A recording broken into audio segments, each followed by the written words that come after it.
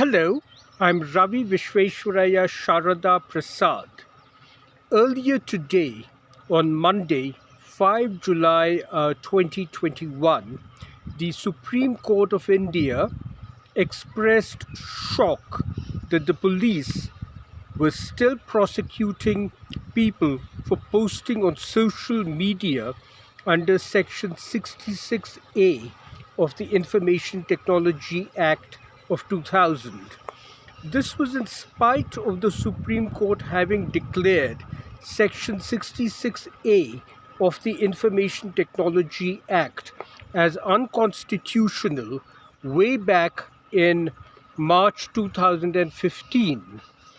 The NGO PUCL, the People's Union for Civil Liberties, had filed a case in the Supreme Court of India, and its head, the well-known human rights advocate Sanjay Parikh. Sanjay Parikh had won the celebrated case in 1995 on telephone tapping, PUCL versus Union of India, and Sanjay Parikh then had safeguards formulated for phone tapping, uh, and Section 66A, which had been introduced in December 2008 into the Information Technology Act of 2000, reads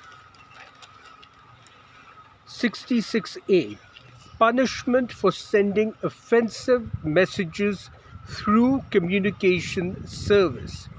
Any person who sends, by means of a computer resource or a communication device, 66AA, any information that is grossly offensive or has menacing content, or 66AB, any information which he knows to be false but for the purpose of causing annoyance, inconvenience, danger, obstruction, insult, injury, criminal intimidation, enmity, hatred, or ill will, persistently by making use of such computer resource or communication device, or 66AC, any electronic mail message for the purpose of causing annoyance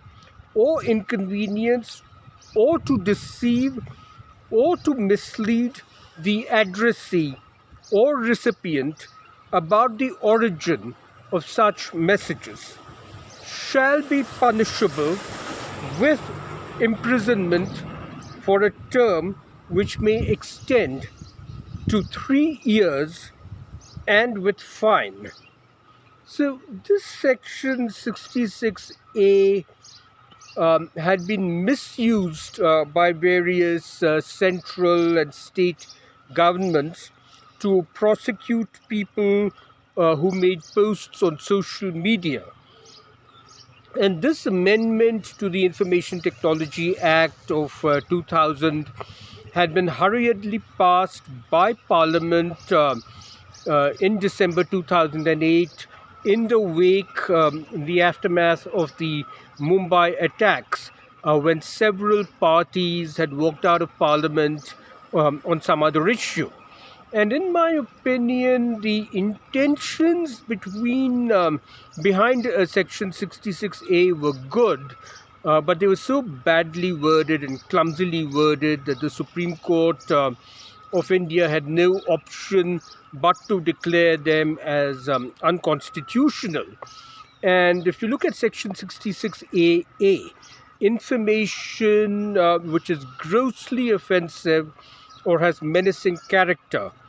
This was a copy and paste from the British telephone laws of the 1930s, but they were later repealed there in Britain. And what is offensive to one person may not be offensive to another person at all. And then the intention of 66AB was to protect women from online sexual harassment, people from defamation and malicious harassment online, because 66AB has the qualifiers of false knowledge and persistently sending such messages.